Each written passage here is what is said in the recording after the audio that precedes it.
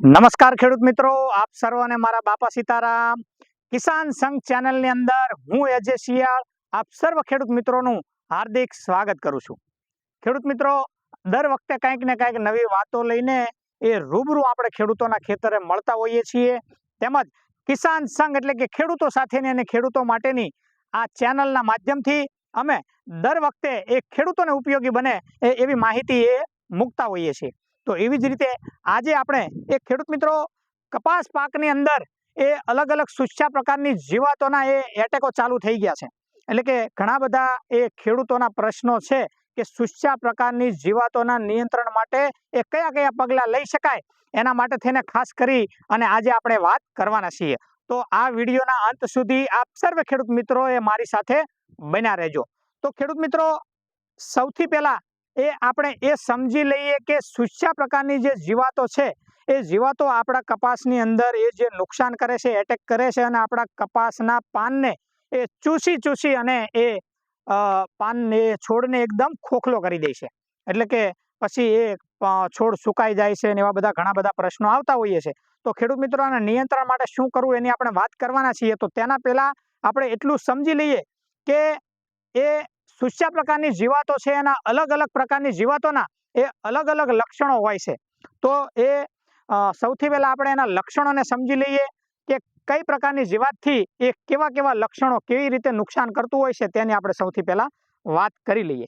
તો ખેડૂત મિત્રો, સૌથી પહેલા એ કપાસનો છોડ એકદમ પીળાશ બતાવે, એટલે કે પીળા કલરના પાન તમને જોવા મળે, પીળાશ જેવો છોડ થઈ જાય એટલે સમજી લેવાનું કે એના અંદર એ લીલી પોપટીનો એ એટેક છે. લીલી પોપટી એના અંદર નુકસાન કરી રહી છે. ત્યારબાદ આગળ વાત કરીએ તો ખેડૂત મિત્રો, છોડ તમને ધીરે ધીરે લાલાશ પડતો છોડ જોવા મળે એટલે એના અંદર થ્રિપ્સનો એટેક હોય છે, એટલું સમજી લેવું. તો ખેડૂત મિત્રો, આગળ આપણે વાત કરીએ કે થ્રિપ્સ અને લીલી પોપટીનો એટેકના લક્ષણો શું હોય છે તેની ખેડૂત મિત્રો આપણે વાત કરી. હવે આગળ વાત કરીએ કે ખેડૂત મિત્રો, કપાસનો છોડ એ ધીરે ધીરે તમને કાળાશ પડતો જોવા મળે અને પાન એકદમ ચીકણા થઈ જાય એટલે સમજી લેવાનું કે એના અંદર મોલો છે. મોલા મસીનો જે એટેક હોય ત્યારે એ પાન ઉપર એકદમ એ કાળાશ પડતા એકદમ પાન થઈ જાય, છોડ એકદમ આખો કાળાશ પડતો થઈ જાય અને ચીકણા પાન થઈ જાય એટલે સમજી લેવાનું કે એ મોલો મસીનો એટેક છે. ત્યારબાદ આગળ આપણે વાત કરીએ કે કપાસનો છોડ એકદમ એ સફેદ પડતો દેખાય, એના પાન છે એ સફેદ પડતા તમને દેખાય એટલે સમજી લેવાનું કે એના અંદર એ પાન જે કથીરી કહેવામાં આવે છે એ પાન કથીરીનો એટેક છે. તો આપણે ખેડૂત મિત્રો, સુસ્યા પ્રકારની એ ઘણી બધી જીવાતો હોય છે, પણ તે પૈકીની જે જીવાતો છે એની આપણે ખાસ કરી અને એના લક્ષણોની વાત કરી તો તેના અંદર એ લીલી પોપટી છે, તેમજ એ થ્રિપ્સ છે, તેમજ મોલો મસી છે, પાન કથીરી છે. આ પ્રકારની જે સુસ્યા પ્રકારની જીવાતો છે એ આપણા એ છોડ હોય, પાન હોય એને ચૂસી અને એ ખાઈ જાય છે. એટલે એના કારણે એ ઘણું બધું એ કપાસ પાકની અંદર એ નુકસાન કરતી હોય છે. તો આ તમને જણાવવા મુજબની એ કોઈ પણ પ્રકારની જીવાતો એ તમારા ખેતરની અંદર જોવા મળે તો તરત જ એના નિયંત્રણના પગલાં લેવા જોઈએ. તો ખેડૂત મિત્રો, આપણે આગળ વાત કરીએ કે એના નિયંત્રણ માટે શું કરવું. પણ ખેડૂત મિત્રો, જો તમે સમયસર નિયંત્રણ નહીં કરો એ આ પ્રકારની સુસ્યા પ્રકારની જીવાતોનું, તો એ તમારું જે સરેરાશ ઉત્પાદન હોય એના અંદર 13 થી 15% જેવો એ ઘટાડો એ છેલ્લે તમને જોવા મળશે. એટલા માટે થઈને આ પ્રકારની જે સુસ્યા જીવાતો છે એનું એ સમયસર એ વરાપ થઈએ એનું નિયંત્રણ એ કરવું જોઈએ. તો ખેડૂત મિત્રો, બજારની અંદરથી ઘણા બધા એવા ટેકનિકલો મળે છે, ઘણી બધી બજારની અંદરથી દવાઓ મળે છે.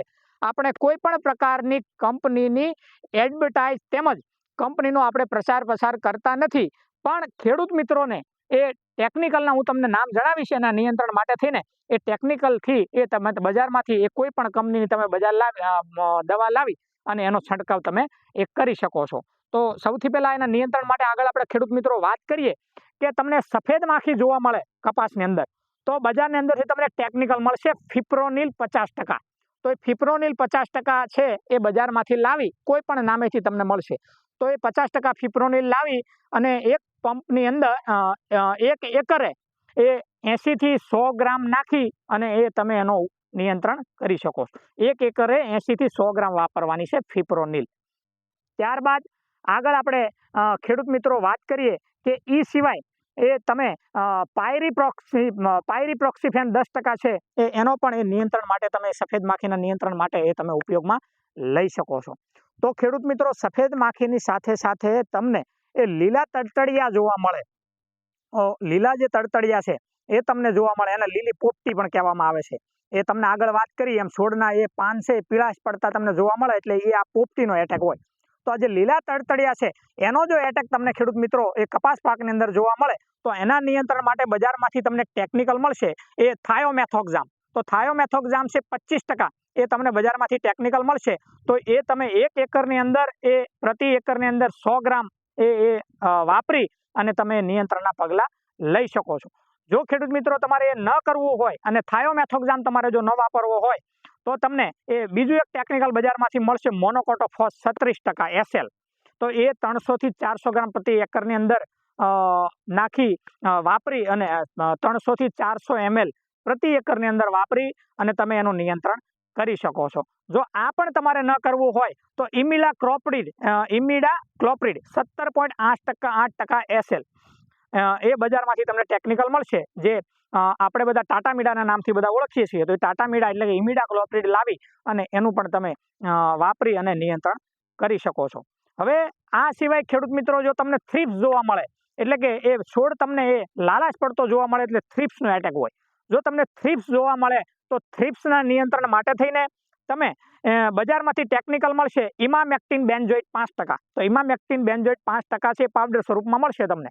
તો 1 એકરની અંદર એ 100 ગ્રામ લેખે વાપરી અને એ તમે એનો નિયંત્રણના પગલા એ લઈ શકો છો.